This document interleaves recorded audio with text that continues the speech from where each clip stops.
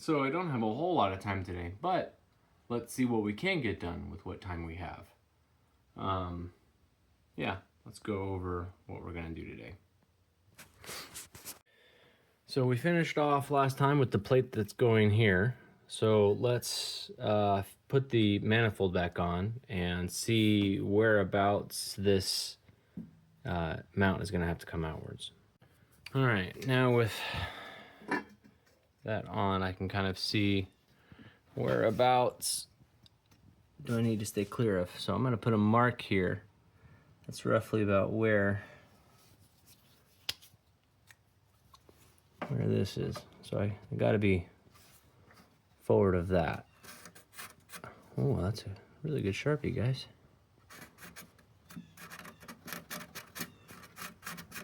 Works well enough for now. All right.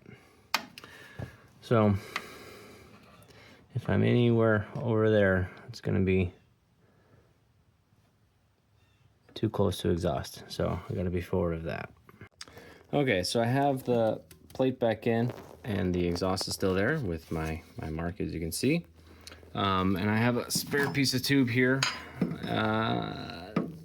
And I'm gonna try to avoid being completely parallel to the ground. I feel like that would maximize leverage against the face here as well as here as the engine tries to rotate. So we want it angled either upwards or downwards to give us at least a little bit better geometry here. And I can't really easily go down because there's not much down there. Coming forward would be also difficult. It's a really long ways to the factory spring perch area. So I think we're gonna go basically straight to the corner here. That way I can make a bracket that attaches to the top side and over here. And as it's trying to pull, you're trying to pull on both faces equally to give that the best chance of not twisting under load. So let's whip up some brackets. In my dreams, I see you cutting me, standing over me, watching sparks fly. In my dreams, I see you grinding me, tearing me away. I bend to your will.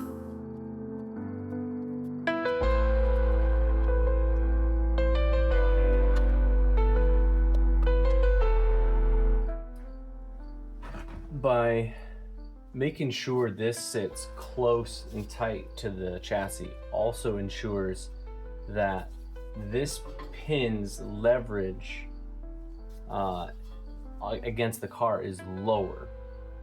So in theory, the way I'm thinking about it is if you had this way out here, it's going to be a lot easier for a given amount of force on this to twist the chassis. Now, of course, you're shortening the arm on the other side if you do that, so in theory the engine has less leverage.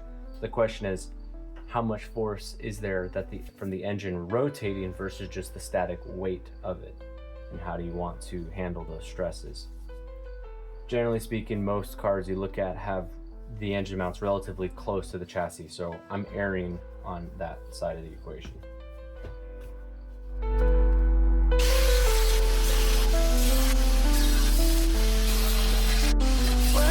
This end, can I become you desire? How could you think I don't have my own will to be?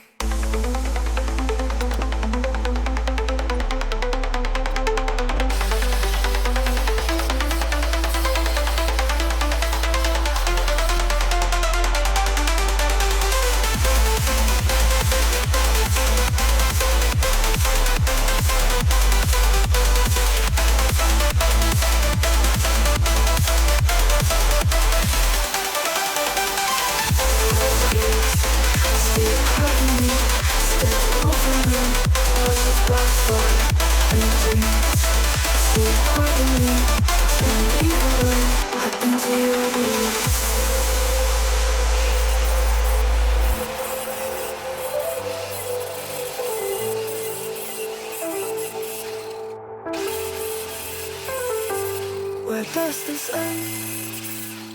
Can Can I become what you desire? How could you think I don't have my own will to be?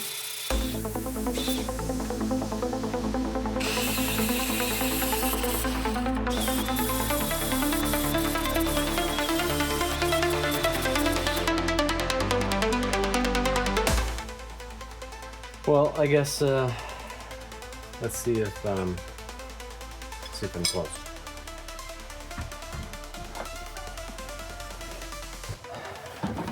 Okay, so close,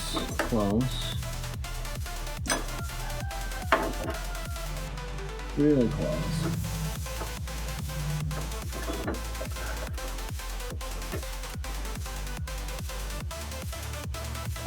You know, realistically, I could probably weld that as it is.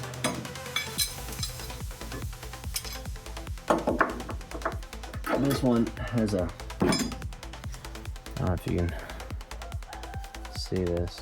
Do you see that little burr right there? Just something I didn't catch when they were attached together. That's really actually what's causing this to not sit right. You gotta put it in, that burr hits the car. But I think, let me just go clean that off real quick.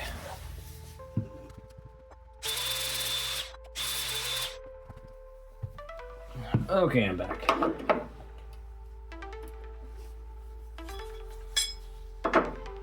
Yeah, much better. Much better. And now what we'll do is we'll line these up again, and then eyeball where we want our bushing, put a hole in it. So we got a little bit of time left today, so let's do that.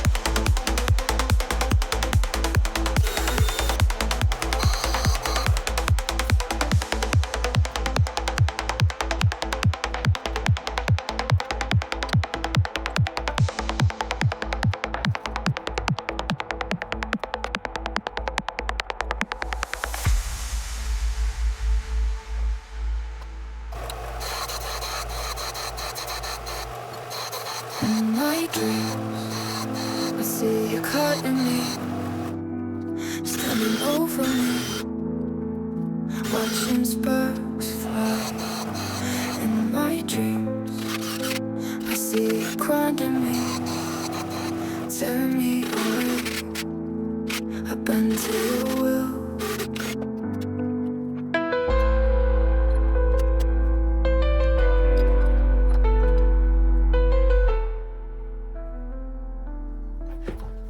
Well, there it is.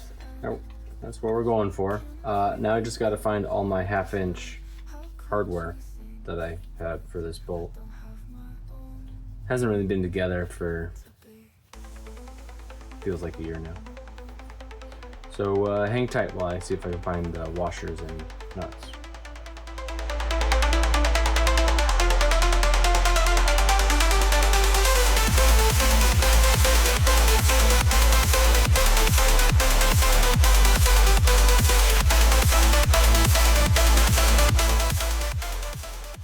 Well, you could find it, Nathan, if your garage wasn't such a mess. That's true. You bring up a good point. As much as it pains me, we're making great momentum. I could, in theory, tack this in place now. The thing is, you want probably actually extra washers between, like the plates will act like a washer to the bushing side. That's fine. And you see there's a metal insert in there inside the bushing. That's actually taking the strain. So you don't have to have a washer that covers all of this surface. This surface isn't really doing any loading. So I don't necessarily need washers in between. I only need a washer and nut over here, or maybe even a flange bolt and a flange nut would be fine. But when you go to weld this, what you don't want is you don't want it coming in on you and making this to where you can't get the bushing back in. That's a pain. So you want to have some washers in there when you tack everything together, just as some extra space. So as much as I'd love to tack it on right now, I'm not going to do that today. That's okay. Probably I'll see if I can come out here and do some cleanup tomorrow. I don't know if anybody else is going to care to watch any yeah, that's not the right size. That's an M12 washer, not a 1/2 inch. I don't think anybody's going to want to watch me clean my garage, but anyway, is what it is.